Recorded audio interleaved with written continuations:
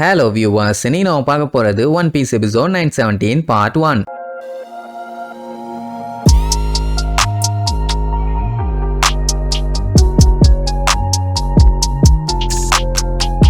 Open பண்ணா குராக்னா ஐலாண்டுன்னு ஒன்று இருக்குதுல்ல, அதான் அந்த மக்கி கிங்டம். மீஹாக் இருக்கானே அந்த இடம். அதான் 2 வருஷத்துக்கு முன்னாடி குமா அடிச்சு ஜோரோ வந்து மாட்டி அதுக்கப்புறம் அங்க இருக்க மிஹாக்கு கிட்டயே ட்ரைனிங் கொடுக்க சொல்லி கேட்டிருப்பான். எதுக்குன்னு கேட்டா அவனை தோக்கடிக்க. ஃபர்ஸ்ட் முடியாதுன்னு இருப்பான். ஆனா அதுக்கப்புறம் ஜோரோ மேல நம்பிக்கை இருந்ததுனால ட்ரைனிங் எல்லாம் கொடுத்து வேற லெவல்ல மாத்திட்டான்னு வைங்க. ஆனா இப்போ அவன் அங்கதான் இருக்கான். அப்படியே தனியா கோட்டைகளை சுத்திட்டு தனிமையை விரும்புறவன் போல. அண்ட் அந்த டைம் அந்த நியூஸ் பேப்பரை வாங்கி படிச்சு பார்த்துட்டு பயங்கரமா ஷாக் ஆயிருப்பான். ஏன்னா அன்னைக்கு வந்த நியூஸ் எல்லாமே வேற லெவல் நியூஸ். அண்ட் மிஹாக்கு கூடவே இன்னொருத்தையும் இருக்கா, அதுதான் பெரோனா. அவளும் இங்க வந்ததுக்கு அப்புறம் திரும்பி போகவே இல்லை. அவ ஆக்சுவலா கோஸ்ட் பிரின்சஸ். அவன் நினைச்சிருந்தா திரும்பி போயிருக்கலாம். ஆனா அவளோட பாஸ் கெக்கோ மோரியா இறந்துட்டான்ல, அதனாலதான் ரிட்டர்ன் போகாம அப்படியே இங்கே இருந்துட்டான். சோ மிஹாக்கு கூட சப்போர்ட்டா இருக்கிறது இவன் மட்டும்தான். அவனுக்காண்டி சமைச்சு சாப்பாடெல்லாம் கொண்டு வந்து கொடுப்பான். அவன் வேண்டவே வேண்டாம்பான். இதுல வேற கோஸ்ட் எல்லாம் வச்சு விளையாட்டு காட்டிட்டு இருப்பா. இதெல்லாம் அந்த பக்கமா தள்ளி விடுமா. அவளுக்கு கடுப்பாயிரும். ஏன் சாப்பாடையே வேணான்னு சொல்லிட்டியா அப்படின்னா நான் திங்கிறத பார்த்து வயிறு எரிஞ்சு சாவாம்ல செத்த பையலன்னு சொல்லிட்டு அப்படி ஜாலியா சாப்பிட போகும்போது அந்த நியூஸ் பேப்பர்ல கெக்கோ மோரியாவோட போட்டோவை பார்த்துட்டு ஷாக் ஆயிருவான். இப்ப எதுக்கு இவரோட போட்டோ போட்டிருக்காங்கன்னு எடுத்து படிச்சு பார்த்தவ பயங்கரமா ஷாக் ஆயிருவா. அண்ட் அது மட்டும் இல்லாம ஆனந்த கண்ணியில தேம்பி அழுவா. அட வேற ஒண்ணும் இல்ல, அந்த கெக்கோ மோரியா பேரமௌண்ட் வார்ல இறந்துட்டாங்கன்னு தானே நம்ம நினைச்சோம். அட இவளுமே அப்படித்தான் நினைச்சா. ஆனா அந்த கிறுக்கு பைய சாகல, இன்னும் உயிரோட தான் இருக்கான். உடனே சந்தோஷம் தாங்க முடியாம அங்க எங்கன்னு துள்ளி குதிச்சுட்டு நம்ம மிகாக்கு கிட்டே கொண்டு போய் காமிச்சு, இங்க பாத்தியா எங்க பாஸ் உயிரோட இருக்காரு சூப்பர்லன்னு சொல்லிட்டு ஆட்டம் போடுவா. அவன் கேஷுவலா இதத்தான் நான் காலையிலேயே படிச்சிட்டேனே, எனக்கு தான் முன்னாடியே தெரியுமேம்பா. அவ வண்டியா திட்டுவா. எடுபட்ட பையில காலங்காத்தால பேப்பர்ல படிச்சிருக்க, ஏன்டா என்கிட்ட சொல்லன்னு. அவன் எதுக்கு முதல்ல அவகிட்ட போய் சொல்லணும், அவனுக்கு வேற வேலை இல்ல. இதே பதில தான் அவனும் சொல்லுவான். வாங்குன்னு வாங்குவா. இப்ப என்னன்னா அவன் பேரமௌண்ட் வார்ல சாகல அப்படின்னா ஹாக்பேக்கும் அப்சலமும் கண்டிப்பா சாகாம அவரு கூட தான் இருப்பாங்க அப்படின்னா நான் அவங்கள பார்க்க உடனே கிளம்புறேன்னு சல்லுன்னு பறந்து போவா. ஆனா அதுக்கப்புறம் தான் யோசிப்பான், 2 வருஷமா நம்ம மிஹாக்கோட வீட்டுல தான் அவ இருக்கா. சோ உடனே சட்டு புட்டுன்னு அவ இஷ்டத்துக்கு கிளம்புனா அது அவனை மதிக்காத மாதிரி ஆயிரும்ல. அட்லீஸ்ட் ஒரு தேங்க்ஸ் ஆகுது சொல்லுமே. த்ரில்லர் பார்க்ல குமா கூட பயங்கரமா சண்டை போடும் போது அவன் அசால்ட்டா ஒத்தே அடியில அவளை இங்க அனுப்பி வச்சிட்டான். அவன் அதை ஏன் பண்ணா எதுக்கு பண்ணான்னு தெரியல. இவளோட லைஃப் சேஃப்டி ஆயிருச்சு. அதுக்கப்புறம் 2 வருஷமா இவன் கூட தான் குப்பை கொட்டிட்டு இருக்கான்னு வைங்க. பட் இவளை தங்க விட்டுருக்கான்ல, அதுக்காண்டி அவனை மரியாதையா கூட்டிட்டு இருப்பான். அவன் அந்த நியூஸ் பேப்பரை பார்த்துட்டு இந்த கெக்கோ மோரியா இருக்கானே சரியான வீணா போனவன், வெட்டி முண்டோம், ஒண்ணுத்துக்கு ஆக மாட்டான் அப்படி இப்படின்னு வர்ணிச்சு தள்ள உடனே அவளுக்கு கடுப்பாயிருச்சு. ஏன்னா அவன் அவளோட பாஸ் ஆச்சே. அவ்வளவு தைரியம் இருந்தா என் பாஸை என் கண்ணு முன்னாடியே திட்டுவேன்னு கேப்பா. அட எனக்கு அவனுக்கும் எந்த சம்மந்தமும் இல்ல, அதனால நான் எவ்வளவு வேணாலும் அவனை கிழிச்சு தொங்க விடுவேன். nobody can tell what I need to do,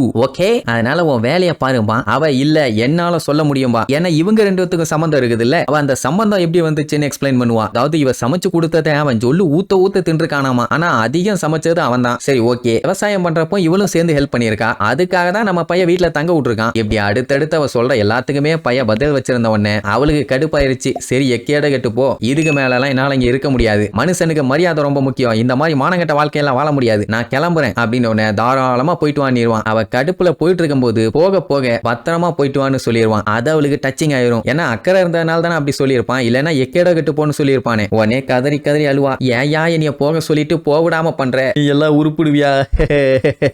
ஆனா நல்லா இருப்ப போடா, நீ பண்ண ஹெல்ப் எல்லாத்துக்குமே ரொம்ப ரொம்ப ரொம்ப ரொம்ப நன்றி அப்படி இப்படின்னு பாசத்தை பொங்கி வலிவா. அவனும் சரி ஓகே வாய மட்டும் மூடு, தாங்க முடியல அண்ட் நீ இங்க இருந்து போறதும் நல்லதாங்கிற மாதிரி சொல்லுவான். ஏன்னா மரி ஜாய்ஸ்ல ஒரு முக்கியமான பஞ்சாயத்து ஒண்ணு கிளம்பி இருக்குதாமா. அது என்ன ஏதுன்னு இப்ப சொல்ல மாட்டாங்க, போக தெரியும். ஆனா அந்த ரெவரி மீட்டிங்ல தான் அந்த பஞ்சாயத்தெல்லாம் போயிட்டு இருக்குது. அது கம்ப்ளீட்டா முடியும் போது ஆப்பு கன்ஃபார்ம் அப்படிங்கிற மாதிரி என்னத்தையும் சீரியஸா சொல்லுவான். அவளுக்கு ஒன்னும் புரியல. எல்லாம் ஒண்ணு ஓடி ஏதோ வில்லத்தனமா பண்ணிட்டானுங்க போலயே. ஏன்னா மிகாக்கே சீரியஸா சொல்றான்னா டெஃபினட்டா அது ஏதாச்சும் சீரியஸான பஞ்சாயத்தா தான் இருக்கும். அப்படியே கட் பண்ணா ஃபுல்லா லீடுங்கிற ஒரு பைரட் ஐலாண்ட காட்டுறாங்க. இது எப்படின்னா பைரட்ஸ் மட்டும் வாழ்றதுக்கான ஒரு தீவு. இல்ல சிவிலியன்ஸ் யாராச்சும் உள்ள வந்தானுங்கன்னா பொட்டனியிலே 4 கிடைக்கும். அண்ட் இன்னொரு மேட்டர் என்ன தெரியுமா, அங்க இருக்கிறது பிளாக் பியர்டு, அங்க இருக்கிற ஆளுங்க பூரா அவனோட ஆளுங்க. அப்புறம் எங்கத்த மத்த பைரட்ஸ் இங்க வர்றது வரலாம், பஞ்சாயத்து பண்ணிட்டு வர முடியாது. அந்த தீவுல பாத்தீங்கன்னா எல்லாம் செம்ம ஜாலியா என்ஜாய் பண்ணிட்டு இருப்பாங்க. ஏன்னா எந்த ஒரு சட்டத்திட்டமும் கிடையாது, யாரும் கேள்வி கேட்க மாட்டாங்க. இவனுக்கு இஷ்டத்துக்கு என்ஜாய் பண்ணலாம். பிளாக் பியர்டோட ஆளுங்களே இப்படி என்ஜாய் பண்ணிட்டு இருக்காங்கன்னா அப்ப அவன் எப்படி என்ஜாய் பண்ணிட்டு இருப்பான்? சும்மா கால நீட்டி உட்கார்ந்துகிட்டு ஜம்முன்னு சரக்கு அடிச்சுக்கிட்டு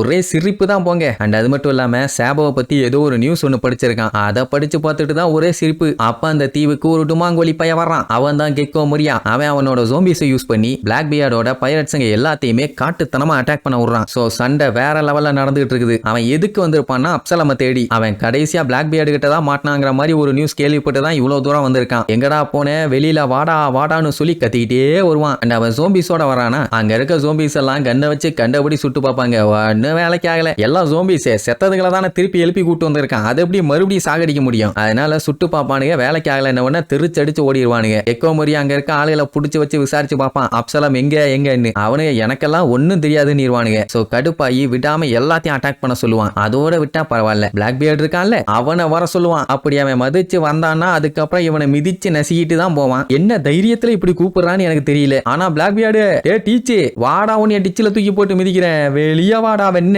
அப்படி இப்படின்னு வாயில வந்ததெல்லாம் சொல்லி கத்திக்கிட்டு இருக்கான். இது எல்லாத்தையுமே டீச்சு கேட்டுக்கிட்டே டிவில அவனை பார்த்துக்கிட்டே தான் உட்காந்துக்கிட்டு இருக்கான். ஆனா ரெஸ்பான்ஸே கொடுக்கல. ஏன்னா அவனுக்கு தெரியும் கண்டிப்பா அவன் அப்சலம தேடி இங்க வருவான்னு. அதனால சிரிச்சுக்கிட்டே உனக்கண்டி தண்டை காத்துக்கிட்டு இருக்கேன்னு வில்லத்தனமா அவன் சொல்றதோட இந்த எபிசோடுக்கு எண்டு காடு போட்டு முடிக்கிறாங்க.